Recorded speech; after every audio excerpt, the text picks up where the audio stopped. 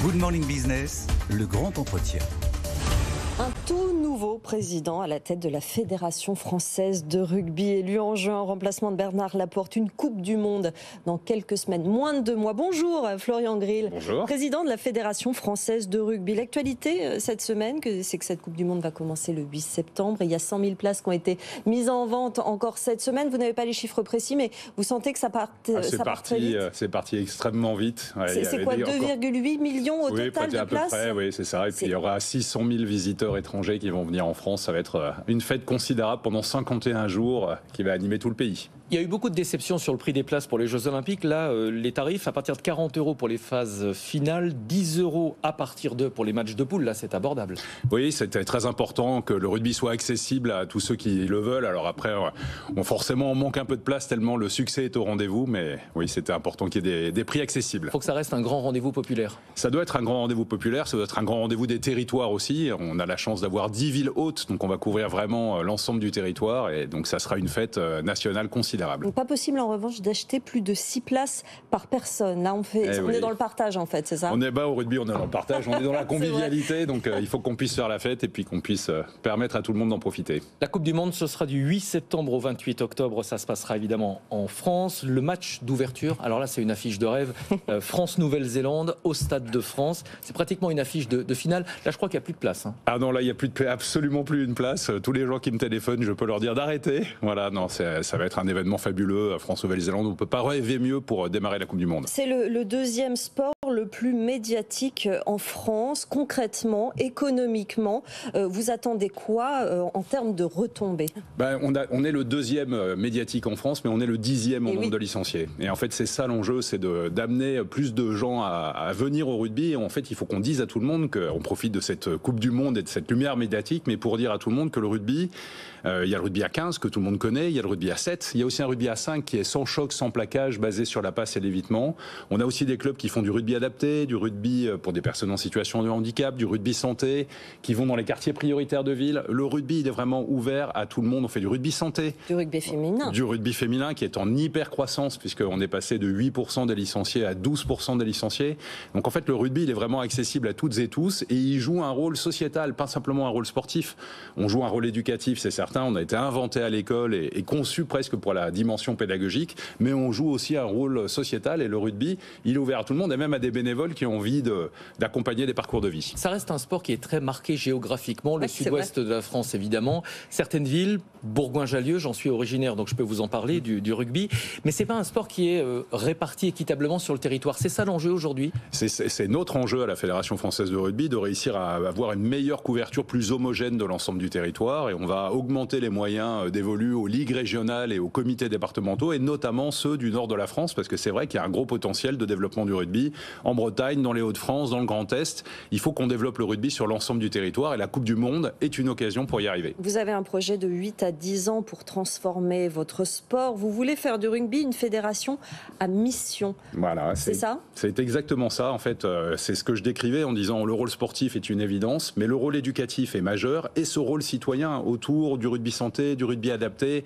de l'action dans les QPV. Vous savez, par exemple, on fait des opérations de job dating.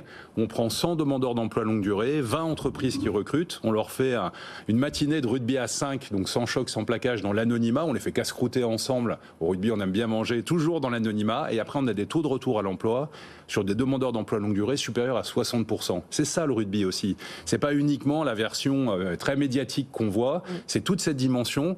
Les clubs sont des acteurs de citoyenneté locale et c'est ça qu'on veut mettre en avant. Et franchement, du coup, ça mérite d'être développé sur tout le territoire. Et puisqu'on parle de ces questions sociétales, le rugby féminin, j'aimerais bien qu'on en dise quelques mots parce qu'en ce moment, on parle beaucoup du foot féminin qui est devenu ultra populaire. Il y a le même potentiel au rugby? Il y a un potentiel considérable. D'ailleurs, il est déjà en train d'exister. Vous savez, récemment en Angleterre, il y a eu un Angleterre-France qui a atteint 58 000 spectateurs féminins. Enfin, les spectateurs étaient mixtes, mais un match féminin, exactement, qui a atteint 58 000 spectateurs dans le stade.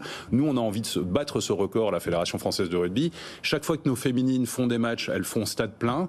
Et donc, il faut qu'on arrive à battre ce record. Et pourquoi pas demain, un stade de France plein pour un match féminin. Donc ça, c'est le nouvel objectif, le nouveau record à battre? C'est le record à battre, il faudra passer les 60 000. Oui, on aime bien battre les Anglais au rugby, et c'est vrai que ça fait partie de nos objectifs aussi. Je lisais en préparant cette interview que ça se fait beaucoup en entreprise. Avant, on parlait beaucoup du football, mais d'inviter justement sur les matchs de rugby. Vous travaillez à cela, vous, en tant que fédération, auprès des entreprises pour développer cet aspect? Oui, d'ailleurs, il reste quelques packs hospitalité à commercialiser, donc je passe le message aux entreprises qui s'y intéressent. Ouais. Mais oui, en fait, l'économie du rugby, contrairement au foot qui est plus sur les droits télé, l'économie du rugby, elle est sur les droits télé, mais elle est beaucoup sur les hospitalités. Bon, c'est consubstantiel un petit peu de notre tradition de savoir faire la fête et de troisième mi-temps, et les entreprises comprennent ça. Et donc, en fait, elles savent qu'il y a un lien particulier. Donc, pour les entreprises qui s'intéressent au rugby et puis qui ont envie de créer du lien avec leurs clients, les packs hospitalité du rugby, c'est très bien. Troisième mi-temps avec modération. Vous savez, on aime bien parler d'argent à BFM Business. 48 matchs au total. Combien est-ce que ça va rapporter la billetterie? Quel est le pourcentage? Qu'est-ce que représente la billetterie sur le budget global? Alors là, vous me posez une colle. J'ai pas le chiffre exact en tête. Ordre de grandeur, on sait par exemple que pour les matchs de football, les droits télé sont ultra dominants, vous venez de le dire. Non, chez nous, c'est plus équilibré entre la billetterie, les hospitalités et les droits télé. On parle de centaines de millions d'euros pour la Coupe du Monde. Ce qui est intéressant, c'est qu'on va avoir un résultat, et ça on le sait déjà, qui est entre 40 et 50 millions d'euros de résultats positifs, qu'on va utiliser à la fois pour des projets rugby, un peu pour les collectivités, pour des aménagements liés au rugby, et puis aussi pour l'ensemble des projets que le rugby peut développer, que ce soit le rugby amateur ou le rugby dans nos stades. Donc ça va être un des enjeux aussi. On a un héritage de la Coupe du Monde qui sera matériel, mais qui sera aussi immatériel, parce que cette Coupe du Monde, encore une fois, est l'occasion de mettre en avant la dimension sociétale et citoyenne du rugby, au-delà de la dimension sportive. Vous avez aussi beaucoup de pression sur l'organisation de cet énorme événement. Dans quelques semaines, ça va servir de galop d'essai au JO. On a tous en tête ce qui s'était passé l'année dernière à la Ligue des Champions, la difficulté d'accueillir les spectateurs étrangers, notamment. Il y avait eu des gros couacs. Comment vous considérez cette situation? On a un GIP, un groupement d'intérêt public, qui est en charge de l'organisation de France 2023. Franchement, tout est prêt. On n'est pas inquiet. On a une particularité quand même au rugby, c'est que les spectateurs se mélangent assez facilement, que l'ambiance du rugby fait que souvent ça se passe très bien. On n'a pas eu de cas de débordement dans le rugby. Il faut s'en féliciter. Il faut garder ça comme ça. Non, moi je suis très confiant sur l'organisation de cette Coupe du Monde. On est à 50 jours. Alors, on est encore un petit peu dans le feu de l'organisation, mais les choses sont prêtes et les équipes en place font un travail formidable. Et on va donner un dernier chiffre. 600 000 visiteurs étrangers attendus en France pour cette Coupe du Monde. Et selon le cabinet Deloitte, ils devraient dépenser environ 1 milliard d'euros à l'occasion de la Coupe du Monde de rugby. Merci beaucoup Florian Grill d'être venu ce matin en plateau, nouveau président de la Fédération française de rugby.